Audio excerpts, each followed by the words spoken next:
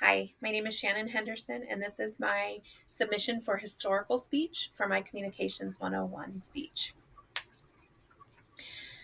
The historical speech I have chosen is a speech given by Senator Robert F. Kennedy on the assassination of Martin Luther King Jr. It was given April 4th, 1968, and it was given in Indianapolis, Indiana. I have bad news for you, for all of our fellow citizens and people who love peace all over the world. And that is that Martin Luther King was shot and killed tonight. Martin Luther King dedicated his life to love and to justice for his fellow human beings, and he died because of that effort. In this difficult day, in this difficult time for the United States, it is perhaps well to ask what kind of a nation we are and what direction we want to move in. For those of you who are Black, considering the evidence, there evidently is, that there were white people who were responsible, you can be filled with bitterness, with hatred, and a desire for revenge. We can move in that direction as a country, in great polarization, Blacks amongst Blacks and white people amongst white, filled with the hatred towards one another. Or we can make an effort, as Martin Luther King did, to understand and comprehend and to replace that violence, that stain of bloodshed that has spread across our land with an effort to understand, with compassion and with love. For those of you who are Black and are tempted to be filled with hatred and the distrust at the justice system and at the injustice of such an act against all white people, I can only say that I feel in my own heart the same kind of feeling. I had a member of my family killed, but he was killed by a white man. But we have to make an effort in the United States.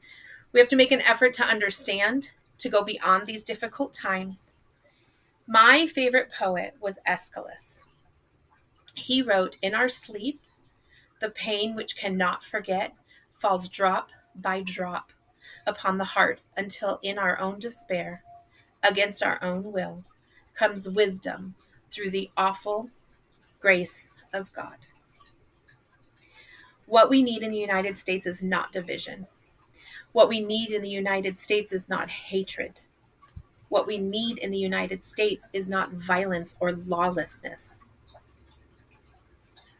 but love and wisdom and compassion, and a feeling of justice towards those who still suffer within our country, whether they be white or they be Black. So I shall ask you tonight to return home, to say a prayer for the family of Martin Luther King. That's true, but more importantly, to say a prayer for our own country, which all of us love, a prayer of understanding, a prayer for compassion, of which I spoke. My critical thoughts on this speech vary. It's so hard to imagine that this was so long ago. The people listening to this speech were so hurt and so saddened by his death. And it's also sad because they were not shocked. There were so many rumors and so much talk of his death and his upcoming assassination because people knew it was coming. It was coming because he wanted to change America. He wanted a society that gave justice for all, that gave equality for all. What bothers me is that this still happens now, that our America has still gone this way. We had a giant polarized society in the past presidential run. And what bothers me the most is that I had to sit down with my husband and my son and go over how to comply. I never thought I'd have to teach my son that defending himself was not the first thing he needed to do with the police officer.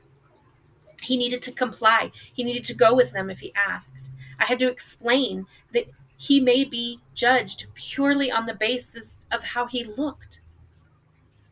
The Africans and Americans at the time, they just wanted equality. They wanted to be treated as humans, as Americans. So while this speech was a long time ago and Martin Luther King fought a long time ago, what I find is we still need it now. The rule in our society is innocent until proven guilty. However, the actuality is guilty until proven innocent. And you can see that more and more by the example of cancel culture.